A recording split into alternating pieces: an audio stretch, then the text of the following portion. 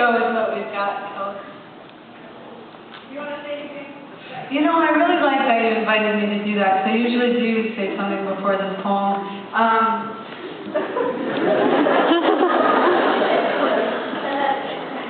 What do I want to say?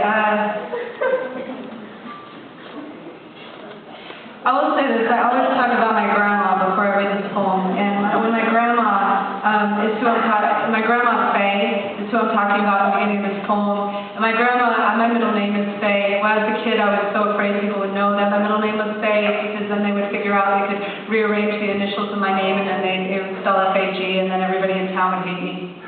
That's how scared I was. But my grandma was amazing. She raised all her kids sewing other people's clothes. She was a seamstress.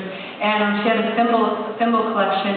And when she died, I inherited her thimble collection. I used to put the thimbles on the tips of my fingers, like 10 of them, and type my poems with the thimbles on there. It's like we were making art together. And I was just thinking, Chris Grieco, who I'm doing the show with in a few days, one of the sweetest gifts I ever got was, because Chris knows I have a thimble collection now, and she is always sending me thimbles from different parts of the country.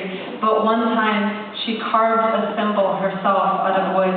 It is the sweetest little thimble. It's carved out of wood. If there is that is a great reason to go out and buy her CD. Because of the thimble. Just send her an email and say that it's just nothing. Anyway, so my grandma Faye.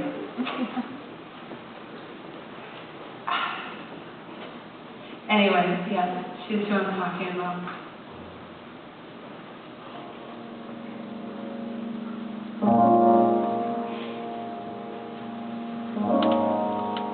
When the flowers were stolen from my uncle's grave, my grandmother drove to our house and collapsed at our door, strangled as an empty Christmas stocking, wailing for her piece of coal. I had never seen a person so finished with God. Her face was a massacre of grief. Her cries, like shoveled granite, chewed her shrilling throat. All that they left was the flag. She kept screaming. I thought her lungs would start bleeding. Scraped my chest clean. Followed me.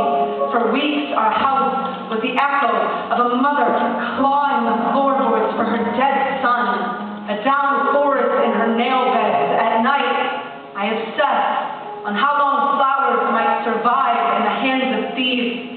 Spent a month in our basement, scouring for answers in the photographs of my father in Vietnam. He was thin as a blade, his eyes unfiltered as the cancer they were given for free anyone could see. But the freckles in his shame, that war was no place for a soldier.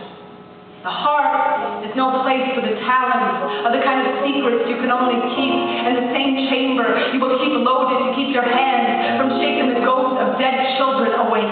My uncle wasn't killed by a bullet.